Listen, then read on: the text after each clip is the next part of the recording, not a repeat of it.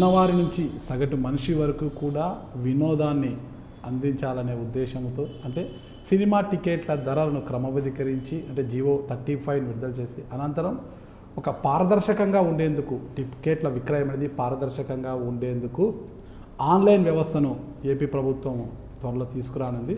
అయితే ఈ ప్రతిపాదన మొట్టమొదటిసారిగా తెర మీదకి వచ్చిన వెంటనే ప్రతిపక్ష పార్టీ అని తెలుగుదేశం పార్టీ కావచ్చు, వారి అనుకూల పేపర్ మీడియా కావచ్చు, ఛానల్ వీరందరూ కూడా వ్యతిరేక కథనాలు రాస్తూ వచ్చారు. ఎటకేలకి నిర్మాతల మండలి అండ్ ప్రభుత్వ పెద్దలు కూర్చొని అంశాన్ని సుఖాంతం చేశారు. అయితే ఇక్కడ ఒకటే అనమాట, అంటే సినిమా టికెట్ల ధరలు ఇంతవరకు ఏంది ఖరారు కాలేదు. సినిమా టికెట్ల ధరలు ఏ విధంగా ఉండబోతున్నాయి ఏంటి, అసలు ఆన్లైన్ ప్రక్రియకి అయితే గ్రీన్ సిగ్నల్ ఇచ్చారు, మరి సినిమా టికెట్ల ధరలు ఇవన్నీ ఏ విధంగా ఉండబోతున్నాయి, అసలు ఆ రోజు నిర్మాతల మండలి ప్లస్ ప్రభుత్వ పెద్ద అంటే మంత్రి పేర్ని నాని గారు ఇతర సభ్యులంతా ఆడ కూర్చొని మాట్లాడుకుంది ఏం జరిగింది, అసలుకు భవిష్యత్తులో ఎలా ఉండబోతుంది అనే పూర్తి వివరాలు తెలుసుకోవడానికి ఈరోజు మనతో ఉన్నారు పద్మలయ స్టూడియోస్ అధినేత సినిమా నిర్మాత ఘట్టంనేని ఆదిశేషగిరిరావు గారు. ఆయన వివరాలు తెలుసుకుంటాం. నమస్తే సార్. ఎప్పుడో మిమ్మల్ని వైఎస్ఆర్ కాంగ్రెస్ పార్టీ నాయకుడిగా ఉన్నప్పుడు ఇంటర్వ్యూ చేశాను, మళ్ళీ ఈరోజు నిర్మాతగా ఇంటర్వ్యూ చేస్తున్నాను సార్. చిన్న ఇది సార్, వైఎస్ఆర్ కాంగ్రెస్ పార్టీ నాయకుడిగా ఆ పార్టీకి దూరమైన మీరు ఒక నిర్మాతగా మళ్ళా ఆ రోజు ఆ మీటింగ్కి వెళ్ళారనమాట, నిర్మాతల మండలిలో సభ్యులుగా మీరు కూడా వెళ్ళి పేర్నినానితో గారు కలిశారు. ఎలా ఉంది సార్ అసలు? అంటే దూరం అవడం అంటే జగన్మోహన్ రెడ్డి గారితో చిన్న భేదాభిప్రాయం వచ్చి దూరంగా ఉన్నాను అంతే తప్పితే కార్డియల్ రిలేషన్షిప్ ఎప్పుడూ ఉన్నాయి సార్ ఆయనతోటి, ఆయనతో కానీ ఆయన ఫ్యామిలీ మెంబర్స్తో కానీ పార్టీ నాయకులతో కానీ చిన్న భేదాభిప్రాయం వచ్చి నేను దూరం అయ్యాను. దూరం అయ్యి ఉండలేదు కదా మీరు? దానికి సినిమాకి సంబంధం లేదు. సినిమా అనేది ఆదిశేషగిరిరావు గారికి జగన్మోహన్ రెడ్డి గారితో చిన్న భేదాభిప్రాయం వచ్చి దూరం అయిపోయారు. దూరమై అలా ఉండిపోలేదు కదా, అక్కడి నుంచి ఎవరినైతే అతి ఎక్కువ విమర్శించారో అక్కడికే వెళ్ళి చేరారు, చంద్రబాబు నాయుడు దగ్గరికి వెళ్ళి మళ్ళీ టీడీపీ అంటే మా అన్నయ్య గారు అల్లుడు జయదేవ్ ఉన్నారు కదా ఎంపీగా ఉండి, ఆయన వెళ్ళాను ఆయన సపోర్ట్గా. మొట్టమొదటి నుంచి ఆయన కాంగ్రెస్లోనే ఉన్నాడు, వాళ్ళ ఫ్యామిలీ కూడా. అప్పుడు టీడీపీలో ఎంపీగా ఉన్నాడు కాబట్టి ఐడియల్గా ఉండలేక అతను సపోర్ట్గా వెళ్ళాడు. వైసీపీలో మీరు ఏం కోల్పోయారు, టీడీపీలోకి వెళ్ళి ఏం పొందారు? ఏం లేదు, రాజకీయాలకు దూరం అయ్యాను అంతే. చిన్న భేదాభిప్రాయం అది. అంటే వైసీపీలో ఎంపీ పదవి ఆశించారు, అది రాలేదని టీడీపీలోకి వెళ్ళారు. వారు కూడా ఇస్తానని చివరి నిమిషంలో నారా లోకేష్ గారు మిమ్మల్ని మోసం చేశారంట. టికెట్ గురించి కాదు సార్, అద్దంకిలో పోటీ చేయమని చెప్పారు, అది ఓకే సార్, దానికి కబుర్ చేశారు. ఓ చెంచు గరటాయ్ గారి ప్లేస్ అద్దంకి నుంచి. దానికి నాకు మనస్తాపం చెంది వద్దని దూరం అయ్యాను. మీరు ఎక్కడ అడిగారు? ఎక్కడ కావాలన్నారు? ఇక్కడ కాదు, అద్దంకి చేస్తే గుంటూరు కృష్ణా జిల్లాలో ఎక్కడన్నా చేయాలి, కానీ ఊర్లో అద్దంకిలో అనేటప్పటికి ఎక్కడ చేయకపోయినా నాకు ఓకే, కానీ అక్కడ చేయమని పోస్ట్ చేసేటప్పుడు వద్దని చెప్పి. ఓకే వద్దనుకోని అక్కడ రాజకీయాల్లో ఎప్పుడూ దూరంగానూ లేను, ఎప్పుడూ పెద్ద యాక్టివ్గాను పార్టిసిపేట్. వైఎస్ఆర్ కాంగ్రెస్ పార్టీలో మీకు చాలా మంచి గుర్తింపు ఉండింది. ఒకవేళ మీరు పోటీ చేయకపోయినా అలాగే కొనసాగిన ఈరోజు ఒక గౌరవమైన స్థానం ఉండేదేమో. ఇప్పుడైనా రాజశేఖర రెడ్డి గారు, నేను కాంగ్రెస్లో ఉన్నాను, ఏఐసిసిలో సెక్రటరీగా చేశాను, లేదా జనరల్ సెక్రటరీగా చేశాను, ఫిలిం డెవలప్మెంట్ కార్పొరేషన్ చైర్మన్గా చేశాను. కాంగ్రెస్ పార్టీలో ఎప్పుడైనా స్టేజ్ మీదే ఉండటమే తప్ప స్టేజ్ ముందు కూర్చోవడం లేదు ఇప్పుడు. అట్లానే వైఎస్ఆర్సీపీలో కూడా జగన్మోహన్ రెడ్డి గారు బాగా గౌరవం ఇచ్చారు, నా అభిప్రాయాలన్నిటికీ గౌరవం ఇచ్చారు. చాలా వాటిల్లో చాలామందికి ఎంపీ సీట్లో కానీ ఎమ్మెల్యే సీట్లో కానీ నేను చెప్పిన వారికి చాలామందికి ఇచ్చారు. పార్టీ పరంగా చాలా చేశాను, అది నాకు బాగా ఈక్వేషన్ ఉంది ఆయనతో. ఓకే సార్, చిన్న అభిప్రాయ భేదం అంత తప్పే, నథింగ్ ఎల్స్. ఇప్పుడు మళ్ళీ కలుస్తున్నారా? కలిశాను ఒకసారి. ఇప్పుడు మళ్ళీ మీరు టీడీపీలో ఉన్నట్టా లేనట్టా? రాజకీయాల్లో లేను. అంటే చాలా చక్కటి సమాధానం చెప్పారు మీరు. ఎందుకంటే ఆ గూటి నుంచి ఈ గూటి ఇచ్చారు కదా, మరి ఈ గూట్లో ఉన్నారా లేరా అంటే రాజకీయాల్లో లేను అంటే రాజకీయాలకు దూరంగా ఉన్నారు. సరే, ఈ విషయం పక్కన పెడితే ఆన్లైన్ టికెట్ల విక్రయం అన్న ప్రతిపాదన తెర మీదకి రాగానే ఇక ప్రధాన ప్రతిపక్షమైన తెలుగుదేశం పార్టీ కావచ్చు, వారి అనుకూల మీడియా కావచ్చు, ఎలా మాట్లాడింది మీకు తెలుసు. ఇక ప్రభుత్వము టికెట్ డబ్బులను తీసుకొని వాటి మీద అప్పులు తెచ్చుకుంటుంది, ఇక ప్రభుత్వం దోచేస్తుంది. వీళ్ళకి ఎప్పుడో కానీ డబ్బులు ఇవ్వరు, నిర్మాతలకు కావచ్చు, ఎగ్జిబిటర్లకు కావచ్చు, వీళ్ళందరికీ కూడా ఎప్పుడు కానీ డబ్బులు రావు. ఇక అదంతా కూడా ప్రభుత్వ ఖజానా లేకపోతే ఇంక అంతే గంగలో పోసినట్టే, దాన్ని బూచిగా చెప్పి వీళ్ళు అప్పులు తెచ్చుకుంటారు, అది ఇది అనేసి పెద్ద కథనాలు చేశారు. ఎవరు చెప్పారు అసలు కానీ? కొంతమంది నిర్మాతలు కూడా దీన్ని వ్యతిరేకిస్తున్నాము, తెలుగుదేశం ప్రభుత్వం ఉన్నప్పుడే మాకు బాగుంది, ఇప్పుడంతా మాకు ఇబ్బంది అయిపోయింది అదని అలా అన్న తర్వాత అందరూ కలిసి ఒక్కసారిగా అక్కడికి వెళ్ళి మేము ఒప్పుకుంటేనే ప్రభుత్వము ఈ ప్రతిపాదన తెర మీదకి తెచ్చింది అని అన్నారు. అసలు ఏం జరిగింది సార్? అంటే దీనికి వచ్చేసి సినిమాటోగ్రఫీ యాక్ట్, ఇప్పుడు 1950లో వచ్చిన యాక్ట్ అది.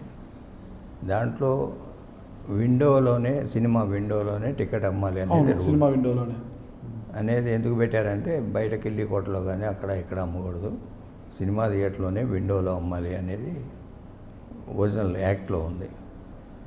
దానికి మల్టీప్లెక్స్లు వచ్చినాక మేము గవర్నమెంట్ ఆఫ్ ఇండియాకి రిప్రజెంట్ చేసి, అన్ని స్టేట్స్లోనూ ఇదే ఉంది. గవర్నమెంట్ ఆఫ్ ఇండియా అప్పుడు ఆన్లైన్ అమ్ముకోవడానికి పర్మిషన్ ఇస్తూ, మల్టీప్లెక్స్లు వచ్చినాయి అప్పుడే 2002, 2001, 2002లో ఇక్కడ ఐమాక్స్ కానీ ఇట్లా వాళ్ళు ఆన్లైన్లో అమ్మటం మొదలెట్టారు, విచ్ ఈజ్ ఇల్లీగల్ అప్పటికి. ఆ తర్వాత మన స్టేట్ గవర్నమెంట్ కూడా, సెంట్రల్ గవర్నమెంట్ డైరెక్షన్ వచ్చినాక స్టేట్ గవర్నమెంట్ కూడా రాజశేఖర రెడ్డి గారి ప్రభుత్వం అప్పుడు మూవ్ చేసి అమెండ్ చేసాం,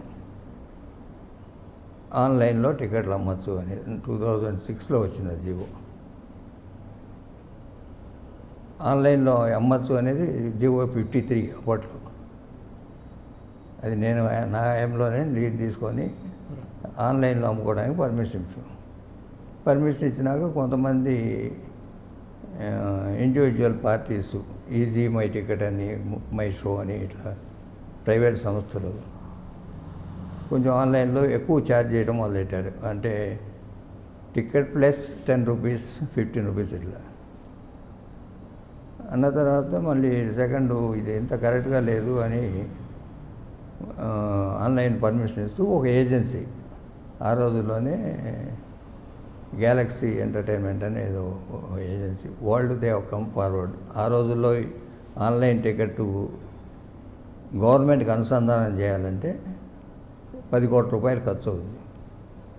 10 కోట్ల రూపాయలు ఖర్చు అంటే సర్వర్లు అవన్నీ గవర్నమెంట్లో పెట్టేటు, ఎఫ్డీసీలు కానీ గవర్నమెంట్ ప్రతి థియేటర్లోనూ కంప్యూటర్స్ ఇచ్చేట్టు, ఆన్లైన్ టికెట్లు అమ్ముకునేట్టు ఈ మిషనరీ అంతా సప్లై చేస్తామని వచ్చారు వాళ్ళు. Come forward with a proposal.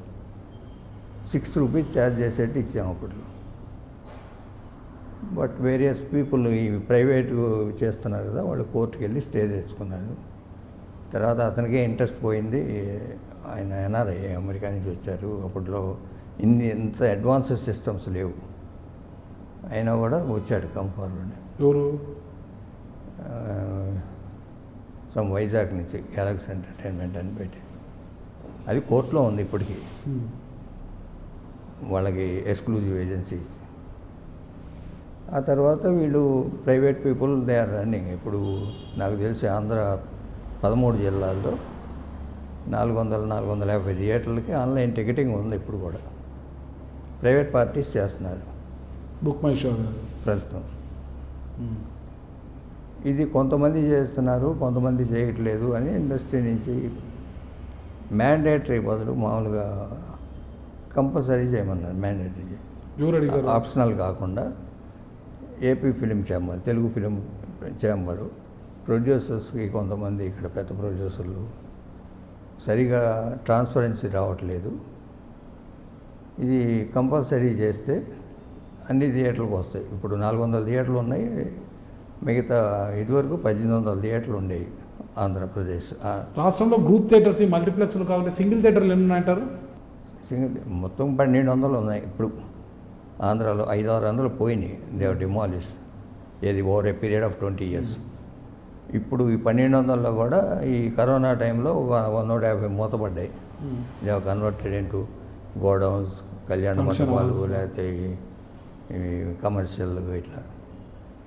ఇప్పుడు 700 ఓపెన్ చేశారు, ఇంకా 300-350 మంది ఓపెన్ చేయలే. వీటిల్లో 400 ఆల్రెడీ ఆన్లైన్ టికెటింగ్ ఉంది. కంపల్సరీ చేయమని 2018లో ఏపీ ఫిలిం ఛాంబర్ నుంచి ఇచ్చారు. I'm not a part of it, but తర్వాత నాకు మొన్న ఎంక్వైరీ చేస్తే కంపల్సరీ చేయటం గవర్నమెంట్ అడగటం ఎందుకు, యూ కెన్ మేక్ ఇట్ ఇక్కడ ట్రేడ్ ఆర్గనైజేషన్లోనే చేసుకోవచ్చు కంపల్సరీ అని రిప్రజెంటేషన్ ఇచ్చారు కదా అనే ఉద్దేశంతో ఈ లోపల మళ్ళీ బెనిఫిట్ షోలు అని కొంచెం బెనిఫిట్ షోలు అన్నీ ఎప్పటి నుంచో ఉన్నాయి. ఇప్పుడు కొత్తగా మొట్టమొదటి మార్నింగ్ ఒక షో ఉంటాయి.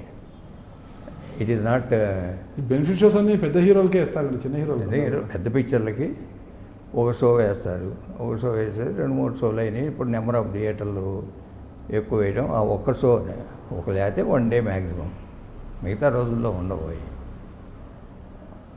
బెనిఫిట్ షోలు అనేవి ఫస్ట్ స్టార్ట్ అయింది. ఎందుకు స్టార్ట్ అయ్యాయంటే కొంచెం ఫ్యాన్స్ వాళ్ళు ఎక్స్పెన్సెస్ చేస్తారు, డెకరేషన్స్ ఇన్ ద థియేటర్, లేకపోతే ఏదో బ్యానర్లు కట్టడము, ఫ్లెక్సీలు కట్టడము, కట్అవుట్లు పెడతారు, ఖర్చు పెడతారు కాబట్టి తన ఒకటికి పెట్టకుండా తలా 1000 రూపాయలు వేసుకొని 500 వేసుకొని పెట్టుకునేవాళ్ళు.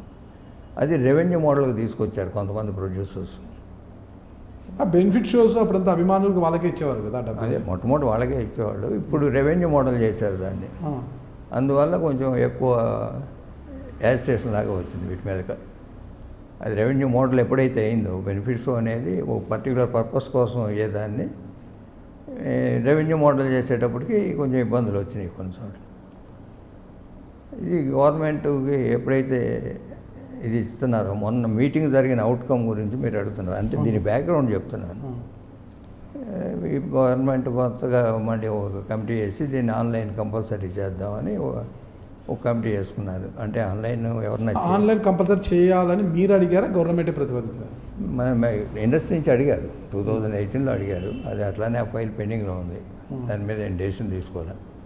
కంపల్సరీ చేయాలనేది ఇప్పుడు కంపల్సరీ చేయాలనుకోండి, మామూలు థియేటర్లో అది సెకండరీ ప్రాబ్లమ్స్ ఎక్కువ ఉన్నాయి. కంపల్సరీ చేయాలంటే కొన్ని థియేటర్లో 4 క్లాసులు ఉన్నాయి. 4 క్లాసులు ఉంటే 4 చోట్ల కంప్యూటర్లు పెట్టుకోవాలి వాడు. ఇప్పుడు ఆన్లైన్ బుకింగ్ అంటే మనం గొప్పని ఎక్కడో బుక్ చేసుకొని ప్రతివాడు ఆన్లైన్లో తీసుకుంటాడు. విండో బుకింగే సినిమాకి వస్తుంది, 1 అవర్ ముందు స్టార్ట్ అవుతాయి. ముందే టికెట్ బుక్ చేసుకొని రారు థియేటర్కి మన వాళ్ళు ఎప్పుడు కూడా. మ్యాక్సిమం 1 అవర్ ముందు వస్తారు. ఆన్లైన్ ఎవరు చేసినా థియేటర్లో చేయాల్సిందే. అది ఆన్లైన్లో బుక్ చేసుకున్నా విండోలో టికెట్ అవసరం లేదు కదా, స్కాన్ చూపిస్తే అయిపోయి కదా. అవును, ఆన్లైన్లో చేసుకున్న వాళ్ళు 10% కూడా ఉండరు. 90% of audience they will come to the theatre. Window show టైమింగ్లోనే వస్తారు. ఆ సినిమా బజార్కి వెళ్తారు, ఏ సినిమా బాగుంది అనుకుంటే ఒక దానికి టికెట్ కొనుక్కొని ప్రాక్టీస్ అది.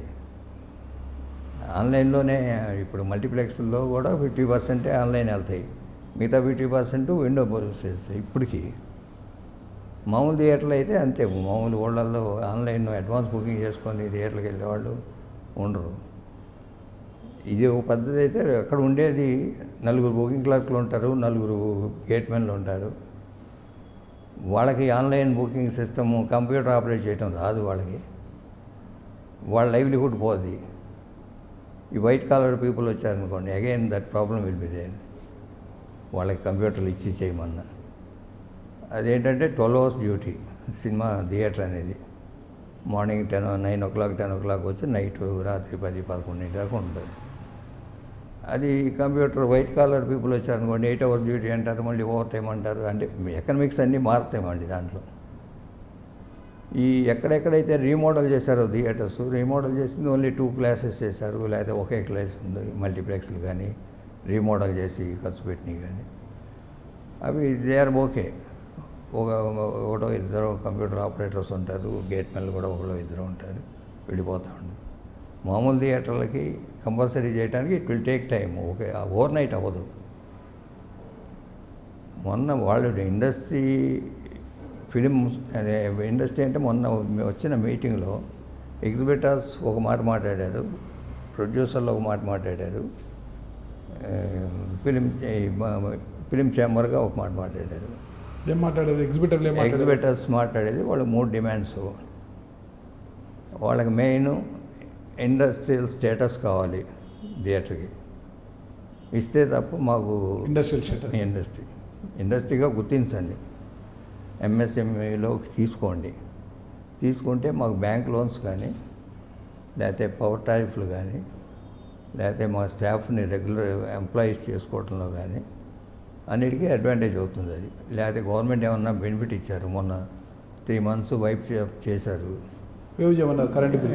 ఇమీడియట్గా రీచ్ అవ్వాల, వాళ్ళు రిజిస్టర్ అయ్యి ఉంటే ఏమంటే వచ్చేది, దానికి కట్టి వీళ్ళు రీఎంబర్స్ చేసుకొని మళ్ళీ వాళ్ళ డిలేడ్ పేమెంట్కి పెనాల్టీలు ఇంట్రెస్ట్లు వేసి అవి ఎవరిని అడగాలో తెలియక తిరుగుతున్నాము. ఇండస్ట్రీ స్టేటస్గా మమ్మల్ని గుర్తిస్తే మాకు ఈ ప్రాబ్లమ్స్ అన్నీ ఉండవు అని రిప్రజెంట్ చేశారు. ఏదైతే బ్యాంక్ లోన్స్ రావట్లేదు, అన్ఆర్గనైజ్డ్ సెక్టార్గా ఉంది, ఆర్గనైజ్డ్ సెక్టార్గా మమ్మల్ని గుర్తించండి అని ఫస్ట్ 1 డిమాండ్ అది. రెండోది ఆన్లైన్ టికెట్ చేయడానికి మాకు అభ్యంతరం లేదు, చేస్తాం, but before starting of the show మాకు రెమిట్ అవ్వాలి డబ్బు. అది ఎవరు చేసినా, ప్రైవేట్ చేసినా గవర్నమెంట్ చేసినా ఎవరు చేసినా అశోక్ దగ్గర డబ్బు ఇచ్చేయాలి, అశోక్ దగ్గర డబ్బు ఇచ్చేయాలి, డబ్బు ఇచ్చేయాలి. డబ్బు ఇవ్వకపోతే మాకేంటి, బిజినెస్ ఎకనామిక్స్లో పిక్చర్ ఒకటి తీసుకోవాలి అంటే ఒక్కో థియేటర్ వాడు 1 lakh నుంచి 25 lakhs లాగా అడ్వాన్స్ పేమెంట్ ఇవ్వాలి డిస్ట్రిబ్యూటర్స్. ఈ అడ్వాన్స్ బుకింగ్లోనే వాళ్ళు కలెక్ట్ చేస్తారు. పెద్ద సినిమా అయితే కొంచెం 5 లక్షలు 10 లక్షలు ఇస్తారు, చిన్న సినిమా అయితే 1 లక్ష 2 లక్షలు ఇస్తారు. ఫస్ట్ 3-4 రోజులు అడ్వాన్స్ బుకింగ్లోంచి డబ్బు కలెక్ట్ చేసి అది పంపిస్తుంటారు. అది బిజినెస్ ఎకనామిక్స్ జరుగుతున్నాయి. ఇప్పుడు ప్రైవేటు ఆన్లైన్ బుకింగ్స్ చేస్తున్నారు కదా, వాళ్ళు ఇస్తున్నారు అడ్వాన్స్గా ఎగ్జిబిటర్స్కి, ఆ డబ్బే వాళ్ళు పంపిస్తున్నారు. ఇది గవర్నమెంట్ చేయాలన్నప్పుడు విధి విధానాలు ఏంటనేది దాని మీద రియాక్ట్ అవుతాం. గవర్నమెంట్కి ఇంతవరకు విధి విధానాలు పెట్టుకోలేదు.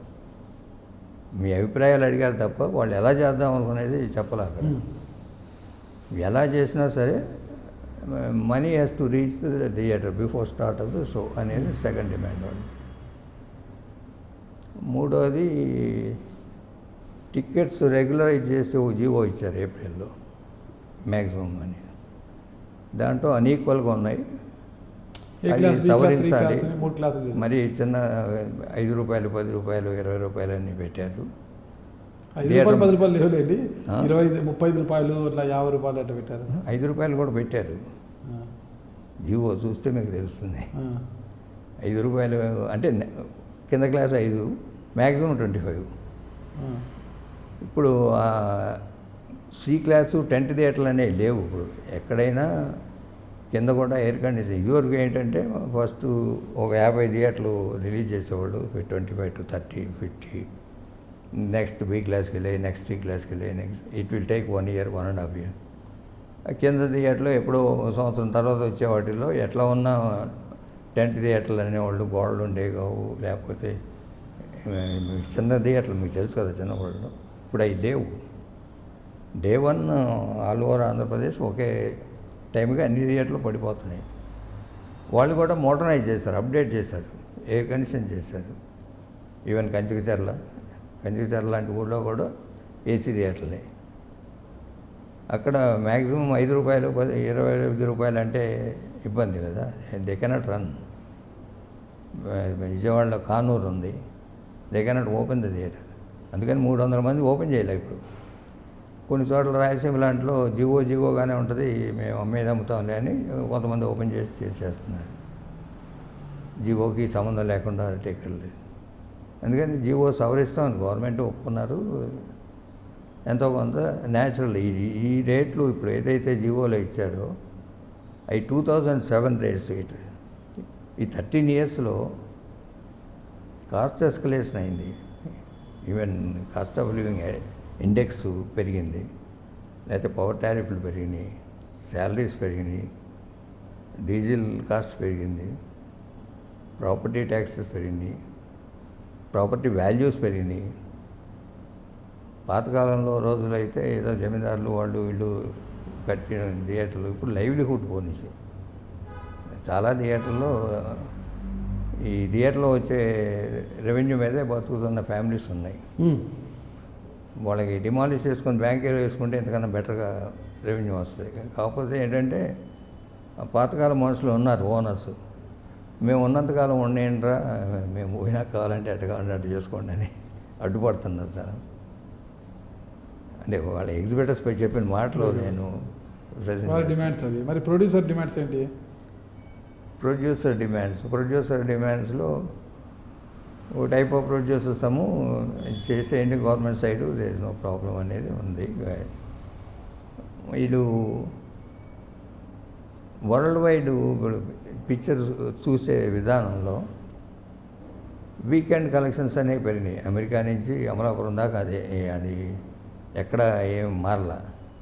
అంటే బాంబే, ఢిల్లీ, బెంగళూరు ఇట్లాంటి సిటీస్ కర్ణాటకలో వీకెండ్ ఒక రేటు పెట్టుకుంటారు. వీకెండ్ అంటే డబల్, అది గవర్నమెంట్ పర్మిషన్ ఇస్తుంది, ట్యాక్సెస్ కడతారు. Flexible rates, festival rates. ఏం ఫ్లెక్సిబుల్ సార్? అసలు 1000 రూపాయలు 2000 అట్లా పెడతారు.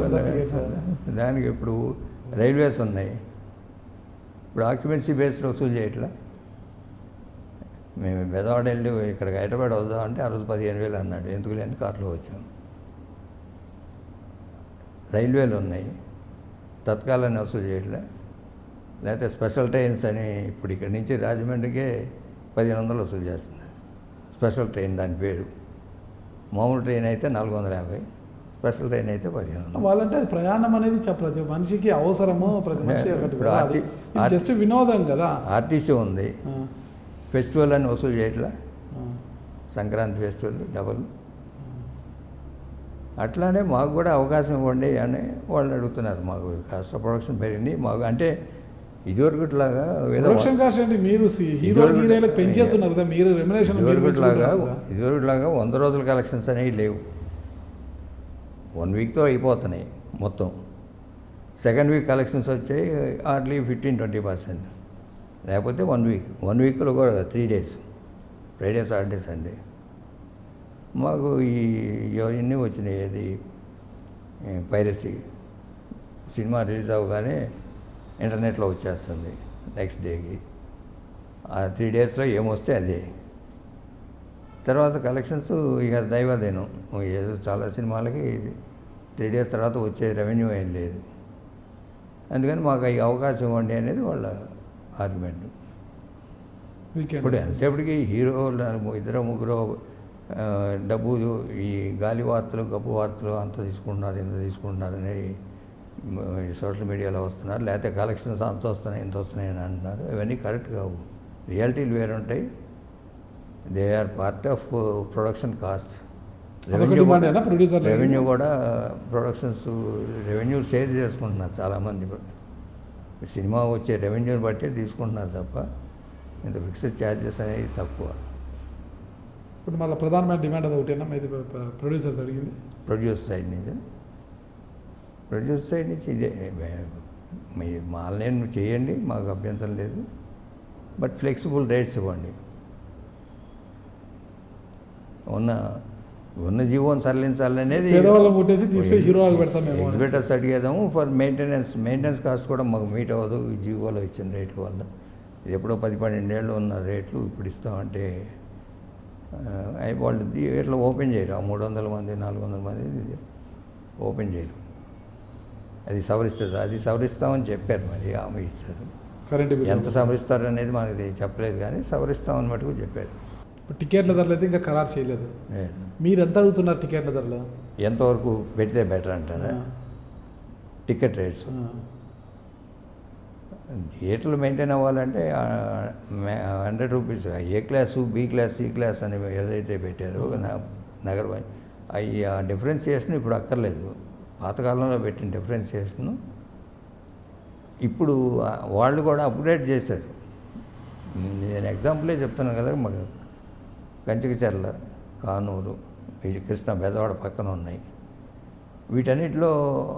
వీటన్నిటికీ సిటీ థియేటర్స్కి తేడా ఏం లేదు ఇవాళ. ఐదర్ మెయింటెనెన్స్ కాస్ట్లో కానీ, లేకపోతే ప్రాపర్టీ వాల్యూస్లో కానీ, లేకపోతే శాలరీస్లో కానీ, లేకపోతే పవర్ ఛార్జెస్లో కానీ అన్నీ ఈక్వలే అవుతున్నాయి. అందుకని ఆ డిఫరెన్షియేషన్ అంత వ్యాస్ట్గా ఉండకూడదు. ఓవరాల్గా పెరగాలి కొంత పర్సంటేజ్, ఎంతో కొంత. మీరెంత డిమాండ్ చేస్తున్నారు? మేము డిమాండ్ చేసాం, అది ఇచ్చారు రిప్రజెంటేషన్ 100-150 చేయమంటున్నారు కార్పొరేషన్స్లో. కిందము దానికన్నా కావాలంటే ఇంకో 50 రూపీస్ తగ్గించండి, 25 రూపీస్. అంతేగాని దాంట్లో 25% ఇస్తే కింద థియేటర్లు రన్ అవ్వవు. అసలు మామూలుగా నాకు తెలిసినంతవరకు గవర్నమెంట్కి ఇంతకే అమ్మాలి అనే అడిగే రైటు లేదు, గవర్నమెంట్కి లేదా? లేదు. ఇండస్ట్రీగా మేము అడిగాం. సినిమాటోగ్రఫీ చట్టంలో ఉంటాయి కదా. మేము 2005లో రాజశేఖర రెడ్డి గారు ముఖ్యమంత్రి అయినప్పుడు ఫిలిం ఛాంబర్ నుంచి మేముగా రిప్రజెంట్ చేసి 40 రూపీస్ మ్యాక్సిమం పెట్టండి, మాకు స్లాబ్ ట్యాక్స్ తీసేసి పర్సంటేజ్ సిస్టమ్ పెట్టండి అని ఇండస్ట్రీ తరఫున అడిగాం. ఇండస్ట్రీ తరఫున అడిగినప్పుడు మ్యాక్సిమం సీలింగ్ 40 రూపీస్ పెట్టి జీవో ఇచ్చారు. అప్పుడు మేము అడిగింది మినిమం లాస్ట్ క్లాస్, నాకు ఏదైనా పాపులర్ మెజర్ కావాలి అని ఆయన అడిగితే లాస్ట్ క్లాస్ 15% మినిమం సీట్లు అరేంజ్ చేయాలి అని క్లాస్ పెట్టండి అంటే అది కూడా పెట్టారు. అంటే పూర్ పీపుల్కి నేను తక్కువ రేట్లో ఇస్తాను అనే ఒక మెసేజ్ గురించి 10 రూపీస్కి పెట్టి మినిమం 15% ఆఫ్ ద సీట్స్ వాళ్ళకి అలాట్ చేయాలి. తర్వాత 40 రూపీస్ కొంచెం తక్కువగా ఉందండి, 50 చేయమని అడిగితే 50 చేశారు ఎమ్మటే ఒక 4-5 నెలల్లోనే. తర్వాత పెద్ద పిక్చర్లు వాళ్ళు గొడవ చేస్తున్నారు, ఫస్ట్ 2 వీక్స్ ఓ 50% ఎస్కవేట్ చేసుకోవడానికి పర్మిషన్ అడిగితే ఇచ్చారు. ఏది ఇవన్నీ 75 రూపీస్ 100 రూపీస్ అయినాయి, అప్పుడే అయినాయి. I'm talking about 2008-09. అప్పుడు ఏ రేట్లు ఉన్నాయో ఆ రేట్లు పెట్టి జీవో ఇష్యూ చేయడం కరెక్ట్ కాదు, అది అమెండ్ చేయాలని అడిగాను. మీరు ఎందుకు సినిమా పెద్ద పెద్ద హీరోలకి రెమ్యులేషన్స్ పెంచుతూ పోతున్నారు ప్రొడ్యూసర్లు? అక్కడ పెంచి ఇక్కడ సామాన్యుని బాధే పరిస్థితి వచ్చేసింది కదా. ప్రొడ్యూసర్లు అంటే ఇవాళ రెవెన్యూస్ ఓటీటీ వచ్చింది, ఓటీటీ కాంపిటీషనే తట్టుకోలేకపోతున్నారు ఎగ్జిబిటర్స్. ఇదివరకు శాటిలైట్ని తట్టుకొని నిలబడింది, ఈ ఓటీటీ వచ్చేటప్పుడు దానికన్నా ఎక్కువ అయింది. ఇప్పుడు ప్రొడ్యూసర్లు ఇవాళ ఎవరు సొంతంగా ఇన్వెస్ట్మెంట్ చేసి ప్రొడ్యూసర్లు ఎవరు లేరండి. It is gone to American film industry. ఇవాళ అమెరికన్ ఫిల్మ్ ఇండస్ట్రీ చేతిలోకి వెళ్ళిపోయింది. Film industry, entertainment media, not only film industry. ఇవాళ ప్రాఫిట్ మేకింగ్ ఛానల్స్ అన్నీ వాళ్ళ చేతిలోనే ఉన్నాయి, ప్రాఫిట్ మేకింగ్ సినిమాలన్నీ వాళ్ళ చేతిలో ఉన్నాయి. మల్టీప్లెక్స్లు కూడా ఏదో ఒక రోజు ఏపీవీఆర్ ఐనాక్స్ వాళ్ళ కంపెనీ చేతిలోకి వెళ్ళబోతున్నాయి. It is not too far, within an year it will go. మల్టీప్లెక్స్లు కూడా ఇప్పుడు మల్టీప్లెక్స్లు దీన్ని పరిధిలోకి రావు అని మనం జీవో ఇచ్చారు కదా, జీవోలో మెన్షన్ చేశారు. అది గుడ్డిగా పాత జీవోల్ని ఒక కాపీ చేయటం తప్ప దాని మీద ఎందుకు అనలైజ్ చేయరు గవర్నమెంట్ ఆఫీసర్స్? అది ఎప్పుడు ఎందుకు పెట్టాము? ఇప్పుడు ఇదివరకు 40 రూపీస్ పెట్టినప్పుడు అప్పుడున్న మల్టీప్లెక్స్లో ఓన్లీ 1 or 2 ప్రసాద్ ఐమాక్స్, దానికి సపరేట్గా డిస్కస్ చేద్దాంలే అని ఒక లైన్ యాడ్ చేయించిన. అదే లైను 15 years 16 years తర్వాత కూడా యాడ్ చేసుకుంటూ వస్తుంది. వాళ్ళని నియంత్రిస్తరే.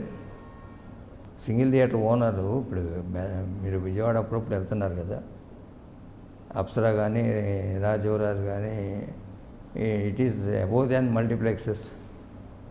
ఇది మెయింటెనెన్స్లో కానీ, వాష్రూమ్స్లో కానీ, సీటింగ్లో కానీ సింగిల్ థియేటర్లు చాలా బెటర్గా ఉన్నాయి, చాలా ఉన్నాయి మల్టీప్లెక్స్ల మీద.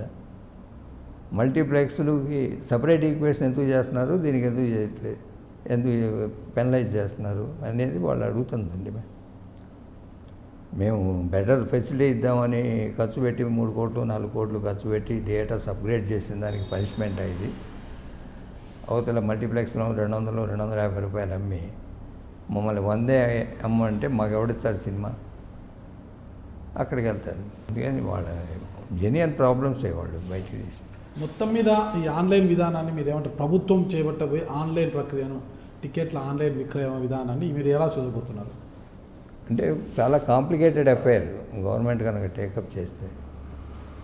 మరి మీరు ఒప్పుకున్న అంత మంచిది, మేము అడిగింటేనే ప్రభుత్వం చేస్తుందని. గవర్నమెంట్ చేయడానికి కాదు, ఆన్లైన్ కంపల్సరీ చేయడానికి ఒప్పుకున్నాము.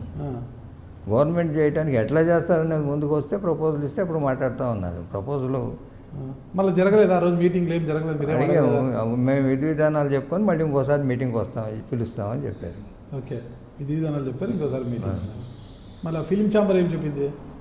ఫిలిం ఛాంబర్ ఏం చెప్పింది, ఈ లోపల మేము ఇది కంటిన్యూ చేసుకుంటాం, ముందు రేట్స్ రిలాక్స్ చేయండి, 4 షోలు వేసుకోవడానికి పర్మిషన్ ఇవ్వండి, నైట్ కర్ఫ్యూ రిలాక్స్ చేయండి 11 మొదలు 12 వరకు, 100% ఆక్యుపేషన్ ఇవ్వండి, 100% తెలంగాణలో ఇచ్చారు, ఇక్కడ ఇస్తే పెద్ద సినిమాలు రిలీజ్ అవుతాయి, రిలీజ్ అయితే రెవెన్యూస్ వస్తాయి.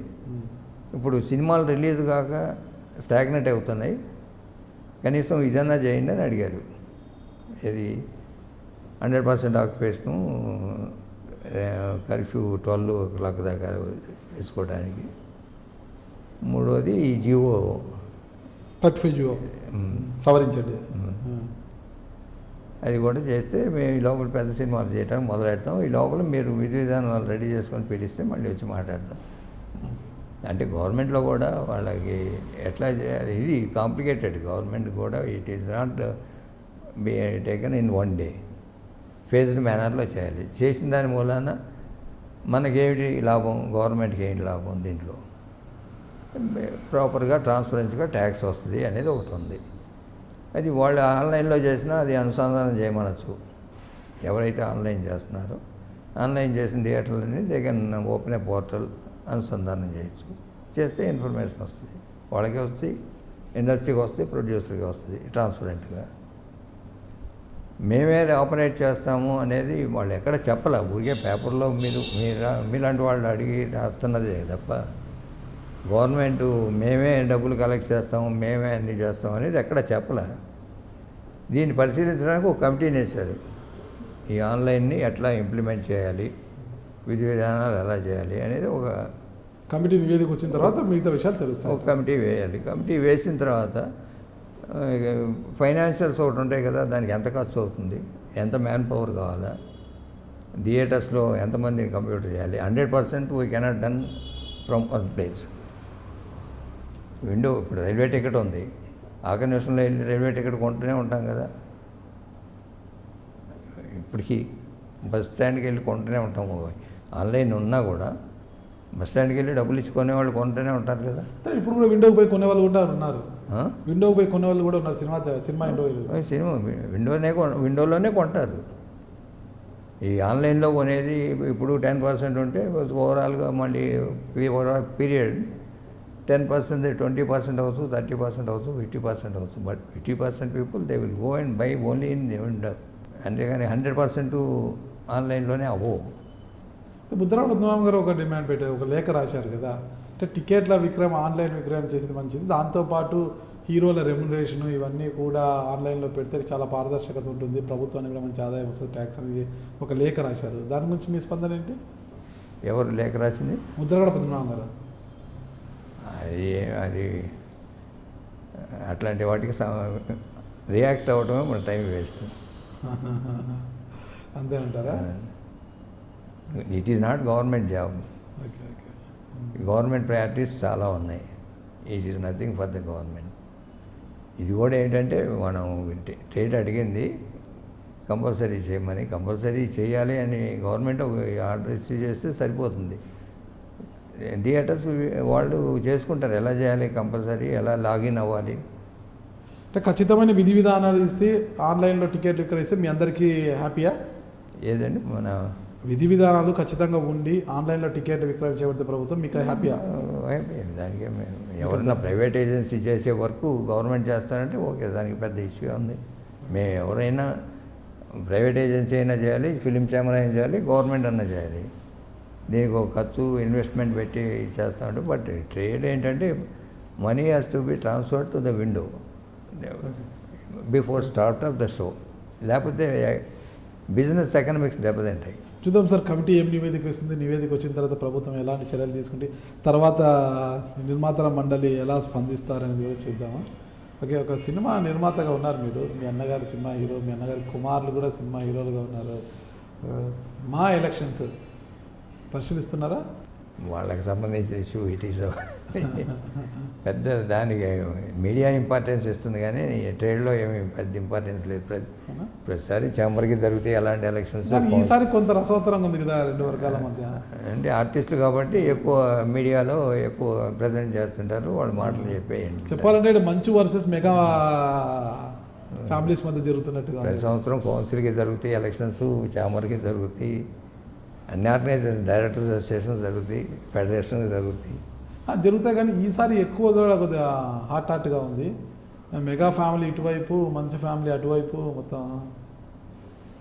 ఏముందండి, ఫ్యామిలీ ఉన్నాయి ఏం లేదు, నుంచునే క్యాండిడేట్స్ని బట్టి ఉంటాయి తప్ప పెద్ద దీనికి సపోర్టు పూనుకొని ఫోన్లు చేసేవాళ్ళు ఎవరు ఉండరు. ఎవరు అధ్యక్షుడు అయితే బాగుంటుంది అనుకుంటున్నారు? ఉండేదే 700 మంది ఉంటారు మెంబర్స్, 400 మంది వస్తారు పోలింగ్, అంతకని రారు. 400 ఇటు 150 ఉంటారు, అటు 150 ఉంటారు. మిగతా న్యూట్రల్ మీలాంటి వాళ్ళు 150 మాలాంటి వాళ్ళు మాకు మొదలుగా ఉన్నవాళ్ళు ఉన్నారు కదా చాలామంది. మీడియాలో ఉన్నవాళ్ళు కూడా, టీవీలో ఉన్నవాళ్ళు కానీ చాలామంది దాంట్లో ఉంటారు. అధ్యక్షుడు ఎవరైతే బాగుంటుంది అనుకుంటున్నారు మీరు?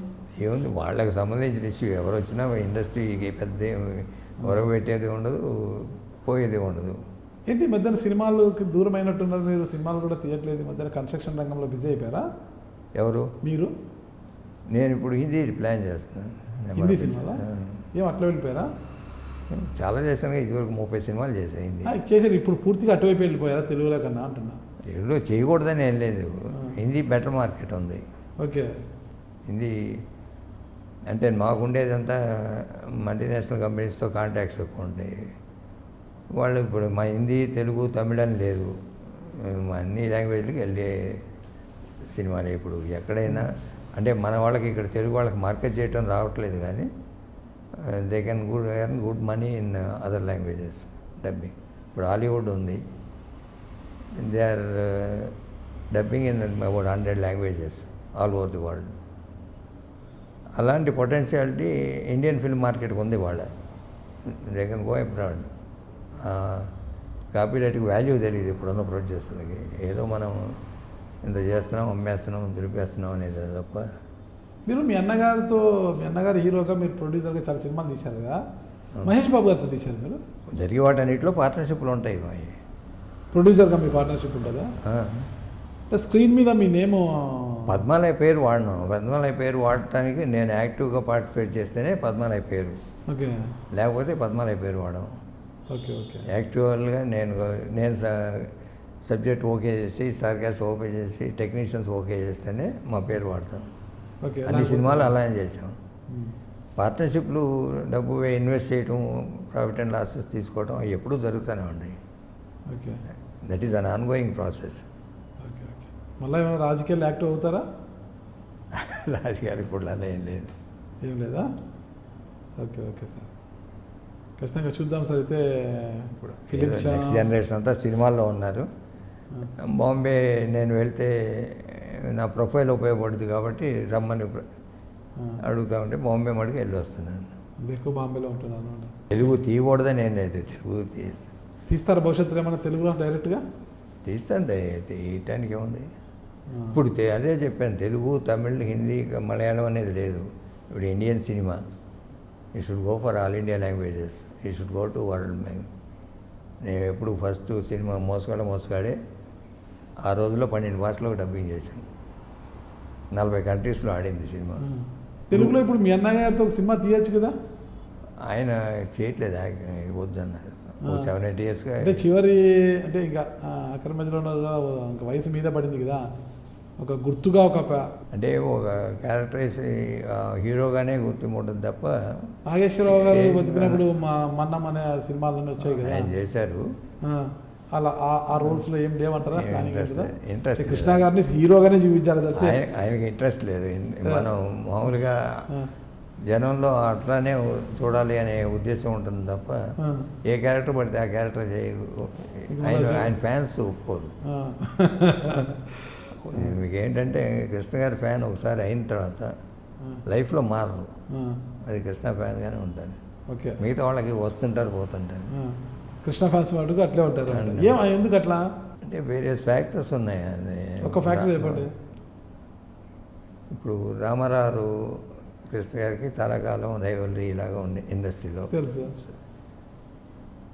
రామారావు మామూలుగా పౌరాణికాలు ఇవి వేసి ఒక టైప్ ఆఫ్ ఫ్యాన్స్ ఆయనకున్నారు. కృష్ణ గారికి జేమ్స్ బాండ్ అని, గూఢచారని, మోసగాడని మాస్ పిక్చర్లు చేసేటప్పటికి రామారావుకేమో దైవత్వం ఇమేజ్ వచ్చింది. ఈయనకు ముస్లిం ఫ్యాన్స్ అంతా ముస్లిమ్స్ ఎక్కువ మంది కృష్ణ గారి ఫ్యాన్స్. మీరు చాలా ఎవరిలో మీరు కావాలంటే ఎంక్వైరీ చేసుకోండి మీరు వెళ్ళేటప్పుడు. ముస్లిమ్స్ అంతా కూడా majority of Muslims are his fans. Okay okay. First తర్వాత ఈయన కాంగ్రెస్లో చేరి ప్రచారం చేసేటప్పుడు ఎస్సీలు మొత్తం ఆయన ఫ్యాన్స్ అయ్యారు. ఎస్సీలు మీకు రాయలసీమ రేట్లో ఎక్కువ మంది ఉంటారు మళ్ళీ ఆయన ఫ్యాన్స్. అట్లానే మన విజయవాడ వెళ్ళినప్పుడు ఆయన మోహన్ రంగా ఉన్నాడే, మోహన్ రంగాని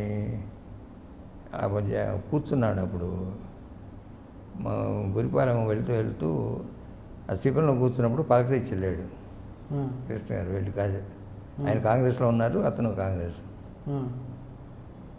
ఈయన తర్వాత మళ్ళీ అతను చంపేసినాక నెక్స్ట్ టైం ఎప్పుడో మా మదర్ బాగాలేకపోతే వస్తే బెజవాడ ఎయిర్పోర్ట్కి వెళ్తూ రత్నకుమార్ని పలకరించి వెళ్ళారు ఇంటికి వెళ్ళి. ఇక మామూలుగా విజయవాడ కమ్మర్స్ కొంతమంది అవుట్ క్యాస్ట్ చేస్తారు విజయవాడలో. మీరు 60+ కాపులందరూ కూడా ఎక్కువ మంది కృష్ణ గారి ఫ్యాన్స్ ఉంటారు. ఓకే. 60+. తర్వాత చిరంజీవి గారు వీళ్ళు వచ్చినాక అది మారింది. మీకు మామూలుగా ఈస్ట్ వెస్ట్ గోదావరిలో సెట్టిపల్లి జిల్లా ఎక్కువ ఉంటారు ఆయనకి ఫ్యాన్స్. ఇప్పటికీ వాళ్ళు ఉంటారు కృష్ణ గారికి ఫ్యాన్స్. ఓకే.